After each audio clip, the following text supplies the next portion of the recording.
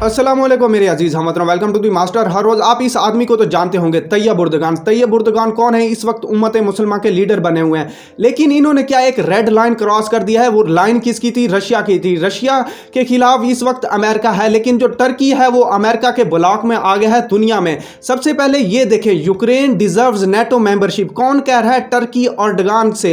अर्दगान कौन है? इस वक्त टर्की का प्रेसिडेंट है। कल क्या है जो मैंने डिटेल से वीडियो बनाई थी, जो व्लादिमीर ज़ेलेंस्की है टर्की क्या करने के लिए, लेकिन उसकी जो डिप्लोमेसी है वो कामयाब होगी। तो आखिरकार तैयब उर्दगान यूक्रेन के फैन हो गए और उन्होंने क्या है, यूक्रेन को नेटो की मेंबरशिप चाहिए। इस वक्त नेटो को क्या है, नेटो रशिया को काउंटर करने के लिए बनाया गया और यूक्रेन की मेंबरशिप बहुत ज़्यादा इंपॉर्टेंट है। यूक्रेन को नेटो की मेंबरशिप वो चाहिए, इस वजह से वो टर्की आया था। टर्की क्या है, नेटो का मेंबर है। और सबसे बड़ी बात, कल वही जो मैंने बात की थी वही हो रही है, लेकिन मामला क्या है, इस वक्त तैयब उर्दगान जो अपनी रेड लाइन है वो क्रॉस कर रहे हैं। CNN उठा लो, दुनिया का इंटरनेशनल मीडिया उठा रहा हो, प्रिंट मीडिया, इलेक्ट्रॉनिक मीडिया।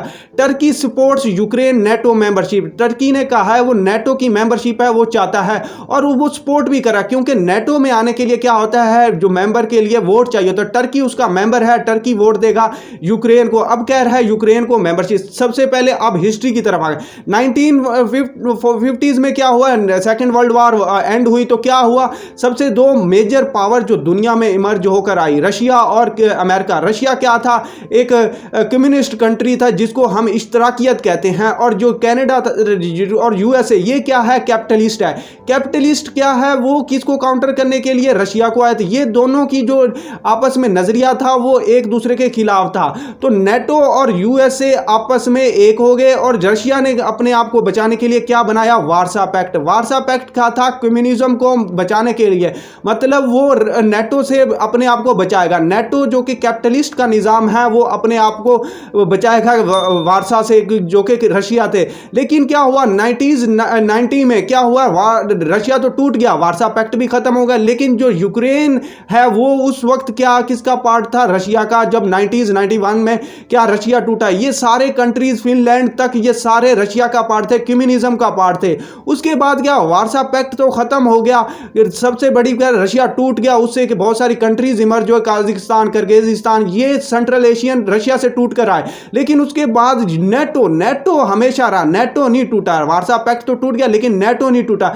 इसके बाद इसने क्या कहा है, जो रशिया से जो मुल्क टूटे थे इनको कहा आप मेरे साथ आ जाओ, नेटो में आ जाओ। उसने यूक्रेन को कहा भी मेरे साथ आ। तो यूक्रेन किससे टूटा था, रशिया से। इसके बाद रशिया को अपनी जो हेजमनी है वो काउंटर होते लगी। उसने कहा है ये मेरी हेजमनी चैलेंज कर रहा है, मेरी जो नेशनल सिक्योरिटी है उसको चैलेंज कर रहा है, इंटेग्रिटी को चैलेंज कर रहा है। इसने क्या है 2014 में जो क्रीमिया था यूक्रेन का पार्ट अपने साथ मिला लिया।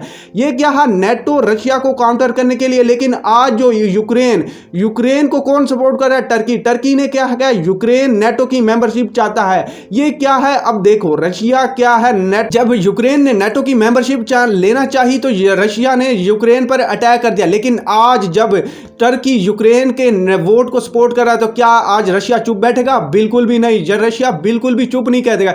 इसका जो मामला ऐसे हुए है, यूक्रेन के अंदर क्या है, इस वक्त पुतिन क्या है, अटैक करना चाहता है, न्यूक्लियर अटैक इसका रेडी है। लेकिन जो जी जिनपिंग है वो कह रहे हैं वर्ल्ड वार ना शुरू करो, तीसरी वर्ल्ड वार। ऐसे कह रहा है कि वो अपने जो न्यूक्लियर अटैक हैं वो यूक्रेन में ना लेके जाओ, क्योंकि यूक्रेन को कहा था आप नेटो में आ जाएं। इसी वजह से जब वो नेटो में जाने के लगा, रशिया ने उसके ऊपर, पुतिन ने यूक्रेन पे ऊपर अटैक कर लिया कि आप नेटो के अंदर ना जाओ। इस वजह से क्या है, ये वार स्टार्ट हो गई थी। आज तुर्की उसको सपोर्ट कर रहा है। इसी वजह से क्या है, टर्की में जाएंगे पुतिन कौन है, इस वक्त रशिया के लीडर हैं। आज की जो सबसे मेजर इंपॉर्टेंट यही डेवलपमेंट हुई है कि रशिया के जो प्रेसिडेंट हैं वो पुतिन, वो अगस्त के अंदर इस वजह से कहां जा रहे हैं, उर्दगान को मिलने। लेकिन जो अर्दगान ने कल रिमार्क दिए हैं कि यूक्रेन को नेटो की मेंबरशिप चाहिए, ये बिल्कुल गलत है। वो रेड लाइन वो तैयब उर्दगान क्रॉस कर रहा है रशिया के, क्योंकि वो नेटो है वो रशिया को काउंटर करने के लिए। लेकिन आज जो तैयब उर्दगान है अमेरिका के साथ मिलकर रशिया को काउंटर करने के लिए। लेकिन रशिया टर्की का बहुत अच्छा दोस्त है। इवन के यूक्रेन की जो ग्रेन डील है वो भी टर्की की वजह से हुई, टर्की ने करवाई थी रशिया के मिल। आज जो टर्की है वो किसको, इसको धोखा देने जा रहा है रशिया को। अगर ये करता है बहुत बड़ा धोखा होगा। मे भी जो थर्ड वर्ल्ड वार है वो शुरू हो चुकी है। लेकिन जो इसको तैयब उर्दगान को क्या कहे, एक न्यूट्रल पर्सपेक्टिव रखता है, एक न्यूट्रल रखता है, चाहे वो, हालांकि अगर देखो अगर उम्मत मुसलमान के लीडर बनते हैं तो तैयब